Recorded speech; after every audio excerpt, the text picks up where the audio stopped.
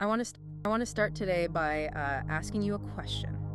And I want you to be really honest with yourself. Okay. Have you ever been working on something, a huge project, a startup, a book, maybe just a really tough chapter of your life, and you hit this wall where the work stops feeling like a passion? And it starts feeling like something else. Yeah, it starts feeling like it is physically hunting you. That is a very visceral way to put it. But it's real, right? It's that moment where you are absolutely running on fumes, just exhausted down to your marrow, but you have this terrifying, irrational conviction that if you stop, even for a second, the whole world ends. You feel like you're carrying a nuclear football, and you're the only person on Earth qualified to hold it. It's the shift from just working hard to full-on survival mode. That feeling that the project has become, life or death. Exactly. And usually when we talk about burnout or creative exhaustion, we look at business journals or psychology papers. We've got plenty of those in the archives. But today we're doing something a little different. I'm actually a little skeptical about this one, to be honest. I noticed you raising an eyebrow at the source material. Well, yeah. I mean, we're doing a deep dive into a narrative based on Tarot Kingdom archetypes. And look, I know some of our listeners are very practical, data-driven people. Sure. They hear tarot and they're thinking crystal balls and fortune telling. So, sell me on this. Why are we using a deck of cards to talk about serious professional burnout? It's a fair question. But we have to remember what tarot actually is, historically. Before it was a fortune-telling tool, it was. It was a collection of archetypes. It's a way of mapping the human psyche using images. So not a reading. Not a reading at all. The story we're looking at today is a specific metaphorical narrative about the evolution of a creator. So we're looking at it as a kind of storyboard for a psychological process. Exactly. And the visuals here are incredibly intense. It describes a journey from isolation to victory, but not in the way you'd expect. It's cinematic. We've got high cliffs, air thick with unreleased dreams, and our protagonist standing on the edge of a massive chasm. Okay, I can get on board with that. It's like a case study, but with more dragons. Or lizards in this case. Spoilers. Right. Sorry. So let's set the scene. Our sources describe this first stage as the trial of the Nine of Wands. So paint the picture for us. Where are we starting? We are in a high, very perilous place. Imagine a suspension bridge, but not a marvel of modern engineering. This one's made of fraying rope and worn-out wood. Okay. It's broken in places, it's swaying violently over this misty mountain abyss. And standing right there is our creator. And I'm guessing she doesn't look like she's having a good time? Not at all. This is the archetype of the Nine of Wands, which represents the last stand. She is weary.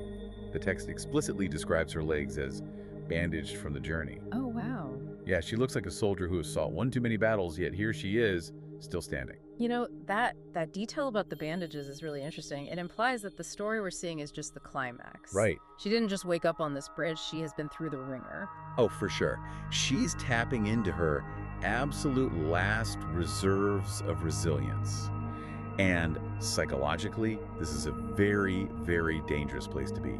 The mindset of the Nine of Wands is, I am the only one who can save the world on the other side. That's the solitary hero complex. It is. It's pure tunnel vision. You convince yourself that the mission is so important that you cannot afford to rest, and more importantly, you can't afford to trust anyone else with it.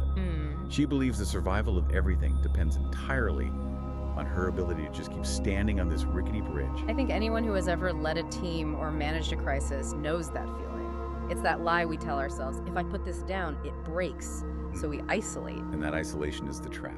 She believes the burden is hers alone. And speaking of the burden, this is where the visuals get really wild. Because she isn't just standing there empty-handed, she is dragging something across this bridge. And this is where we leave the realm of standard metaphor and get into something really specific. This moves us into the Ten of Wands. Usually I've seen this card drawn as like a guy carrying a bundle of sticks. It looks heavy, but, manageable. Right, usually it's just manual labor. But in this narrative, the Ten of Wands manifests as a beast, a literal monster. The sources describe a massive armored tropical lizard with deep teal scales. And this thing isn't just walking alongside her, she is dragging it. It's a beast of burden, and look at what the beast is carrying. It is loaded down with these immense piles of timber and stone. Okay, let's ground this for a second. We have a creator on a rope bridge dragging a giant teal lizard piled high with rocks. What are we actually looking at here? What does the lizard represent in the real world? The lizard and its cargo represent the raw materials of her effort. Think of it as the project itself. So all the stuff you've poured into it. Exactly. If you're a writer, it's the thousands of pages of drafts and research. If you're a coder, it's the spaghetti code, the technical debt, all those sleepless nights. So it's the physical manifestation of all the work you've done so far. Yes. It's your willpower, your hard work, the countless iterations. It has become this heavy, living thing that has a mind of its own. And a voice of its own, apparently, because Right. there's a detail here that honestly creeped me out a little bit. The mouth. The lizard's mouth is wide open. The text says it is screaming. Yeah. A screaming lizard. That is nightmare fuel. It is terrifying, but it is deeply symbolic. That scream, it represents the creator's own nervous system. Okay, stop there. Can we unpack that? Because I feel like that's a huge concept to just gloss over. The lizard is the project, but the scream is her nervous system. Think about what happens to your body when you are in that state of extreme burnout. You are in fight or flight mode constantly. Your heart is racing, your cortisol is spiked, you have that pit in your stomach. Right. Your body is literally screaming at you to stop. You get the headaches, the insomnia, the anxiety attack. Exactly. But here is the crucial psychological error the creator is making, and this is the part that I think is so tragic. She hears that screaming, the anxiety, the pain, the overwhelm, and she misinterprets it. How do you misinterpret a scream? It seems pretty clear. She interprets the intensity of the pain as the importance of the mission. She thinks, because this hurts so much, it must be a life or death situation. Oh, wow. That hits hard. It's the idea that suffering validates the work. If I wasn't suffering, this wouldn't be worth doing. Precisely. She fears that if she drops the load, if she stops the struggle to comfort the screaming beast, she fails the world. She thinks the scream is the sound of the mission's importance, but really it's just the sound of her own limits being violated. That is such a common fallacy, especially in high-performance cultures. We think if we aren't miserable, we aren't working hard enough. And notice what else she's ignoring. The visuals mention these small figures in feathered armor trying to assist with the ropes. Yeah, I saw that. Who are they? They represent her mind and body, her intuition, her basic needs, trying to keep things from slipping into the vacuum. They are trying to help. But she is so focused on the screaming beast and the heavy load that she's almost blind to them. So she's so busy being the hero that she can't let her own team help her. She's disintegrated. Yeah. Her mind, body, and work are all fighting each other. So picture this. She's pushing this massive screaming lizard, piles of wood and stone, out onto this rickety rope bridge. She's exhausted, she's deafened by the noise, and then she hits a snag. The turning point. She moves further onto the bridge, but she encounters a gap. The structure is incomplete. The bridge just drops off into nothingness. Talk about a worst case scenario. You've dragged this heavy thing all this way, you've sacrificed your health for it, and the road is out. It looks like failure, Yeah. but this is actually the most important moment in the narrative. This is the aha moment. She is forced to stop. And because she stops, she actually looks at her creation. She looks at the beast and the timber and the stone. And she sees it differently. Yes. Up until this point, she thought this creation was the world-saving artifact. She thought she was carrying the Holy Grail to the other side. She thought the goal was to get the lizard across the bridge. Right? Which is how we all feel about our big projects. I have to launch this product, I have to publish this book. The product is the point. Right. But staring at that gap, she realizes the product is not the destination. It is a tool A tool for what? to cross the gap. Yeah. The massive pile of timber and stone. That's not what she's supposed to deliver to the world. That's what she needs to reach the world. Wait, I want to make sure I understand this. You're saying the burden is the bridge. The burden is the bridge. She scoots this massive work forward, mechanically pushing it until it clicks right into the structure. It fits perfectly into the gap. That actually sounds difficult to accept. Why do you say that? Well, think about it. If I spent 5 years building a company or writing a masterpiece, and you tell me, hey, this isn't the final product, this is just some floorboards for you to walk on, I'd feel like I wasted my time. I'd feel like I'm disrespecting the work. Yeah. You don't walk on your masterpiece, you put it on a shelf. That is exactly the resistance she has to overcome. It requires a massive ego death. You have to realize that the thing you fell in love with, the thing you suffered for, isn't the trophy. It's just a raw material for your own transition. So the project was never about the project. No, the project was about the movement. The lizard, the stone, the wood, It was all just training and material to get her from one side of the chasm to the other. That completely reframes the purpose of hard work. We usually think the value is in the object we create, but you're saying the value is in where that creation allows us to go. Precisely. And think about the relief in that. If the burden is the bridge, she doesn't have to carry it anymore. Right. It was never meant to be carried across the finish line. It was meant to be the finish line, or at least the path to it. So she sloths the lizard and the timber into the gap. The bridge is fixed. What happens next? This brings us to the energy of the Six of Wands. In tarot, this is the card of victory, triumph, and public recognition. But it's a weird kind of victory, right? Because the text says she leaves the creation behind. She does. Yeah. She doesn't put the lizard back on her shoulders. She doesn't pick up the timber. She walks on them. She uses her creation as the floor. Yes. That image is really sticking with me. Walking on the thing that used to make you scream. It signifies mastery. Yeah. You are no longer under the weight of the work. You are supported by it. And as she crosses, the visuals change completely. We go from that misty, scary abyss to a higher cliff. Oh, okay. It describes an ancient stone gateway bathed in the golden light of the setting sun. So we've moved from the gray, foggy, high-stress environment to this warm, golden place. And her appearance changes too. Remember those bandages? The weary soldier look. Yeah. Now she's transformed. She's wearing the accoutrements of victory. Green feathers, silver adornments. She's leveled up. She's not the grunt soldier anymore. She's the general. She has shifted from the Nine of Wands solitary laborer to the Six of Wands leader. And I want to touch on the point you raised earlier about isolation. Right. The I have to do it all alone trap. Now that she has crossed, she is recognized by the collective. The text says she isn't creating in a vacuum anymore. She invites others to create a song with her. She shares the rights, she shares the glory. Why is that shift so hard for people? Going from, I did this to, we did this. Because when you are in the suffering phase, the pain makes you possessive. You think, I bled for this, so it's mine. Sharing it feels like diluting the value. But once you realize the work was just a bridge, you don't need to hoard it. You're just happy to be on the other side. That's a really profound point. The isolation is a symptom of the burden. Once the burden is down, the community can come back in. Exactly. And the source material makes a really profound statement here.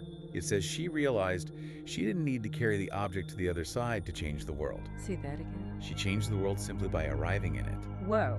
And by leaving a permanent path, that bridge she fixed for others to follow. Her creation served its purpose. It bridged the gap. Now anyone can cross. She didn't need to hand deliver the timber. She just needed to pave the way. That's it. It really challenges our definitions of success. We get so attached to the product launch or the final deliverable, we think that's the moment that matters. Right. But in this story, the moment that matters is when the creator realizes she's done carrying it. Yes. The text explicitly says, the wheat was never the goal. The goal was the movement. The goal is the movement. I feel like I need to write that on a sticky note. It redefines what it means to be a winner. In this context, winning isn't about holding on to that one big dream or that one massive project until your knuckles turn white. No. Winning is about releasing it so you are free to do the next thing. Because if you don't release it, you're just standing on a broken bridge holding a screaming lizard forever. You're stuck and you're exhausted. But by releasing it, by turning the burden into a bridge, she becomes free to create many things. The text says she can now create one after another. She's not defined by that one struggle anymore. Not at all. And crucially, she's not hearing the screaming anymore. The screaming has stopped. The nervous system has regulated. She's survived the screams of her own body to find peace. She's walking into that new world arms linked with friends. It's such a hopeful ending, but it's a hard journey. It requires you to stop listening to that voice that says suffering equals value. It asks us to look at our own heavy burdens, those projects or responsibilities we feel are crushing us, and ask a very specific, very difficult question. What's the question? Is this meant to be carried, or is it meant to be a bridge? That is the game changer. Because if you're carrying a bridge, You're doing it wrong. You're supposed to walk on it. you know, looking back at the visuals, the teal scales of the beast, the golden light of the gateway, it really emphasizes that the scary stuff and the beautiful stuff are connected. You don't get the gold without dealing with the lizard. True. But you also don't get the gold if you let the lizard run the show. You have to be the one to decide where it goes. You have to be the navigator. It's about agency. She starts as a victim of her own work, and she ends as the master of it. And notice the progression of the wand suit here. 9 is resilience, 10 is burden, but 6 is victory. Right? But you can't get to 6 by just doing more of 9 and 10. You can't just try harder. You have to change the approach entirely. You have to stop pushing and start placing. Stop pushing and start placing. That's good. It's architectural thinking versus brute force. Exactly. She stopped trying to muscle her way through the abyss and started building a way over it. And remember those helpers again. Yeah, the little figures, the ones she was ignoring. Once she stops fighting the burden, she's able to integrate those parts of herself again. The mind and body aren't fighting the weight anymore. They're celebrating the crossing. That integration is what we all want, isn't it? To not feel like our work is at war with our health. That is the definition of sustainability. When you are in that 10 of Wands burnout state, you are disintegrated, your body is screaming, your mind is racing, your spirit is crushed. Victory, the 6 of Wands, is when those things come back together in harmony. I think for anyone listening who is currently in that screaming phase where the project feels like a beast, this story is a reminder that the pain isn't a sign to push harder. No, it's a sign to look for the gap. Look for where this work fits into the bigger picture. It's funny, we started this by talking about how exhausted people feel when they're working on a life or death project. And this story suggests that the life part comes after you let the project go. The project is the cocoon. You have to leave it to fly. Okay, that's beautiful. I'm just imagining that teal lizard becoming part of the floorboards. It's a weird image, but somehow very comforting. It serves a purpose. It holds you up. Your past struggles become the foundation for your future ease. I think that's a perfect place to land. We've gone from the misty cliff edge to the Golden Gateway. A complete journey. So, to our listener, take a look at what's on your back right now. Is it a bundle of sticks? Is it a teal lizard? And most importantly, are you trying to carry it across a gap that it was actually designed to fill? Don't carry the bridge. Walk on it. Couldn't have said it better myself. Thanks for diving deep with us today. Always a pleasure. And here's one final thought to mull over as you go about your day. If you laid down your current burden right now, drop the lizard, drop the stones, what is the very first thing you would see on the other side? Not the work, but the world waiting for you. Maybe it's time to go find out. We'll see you in the next deep dive.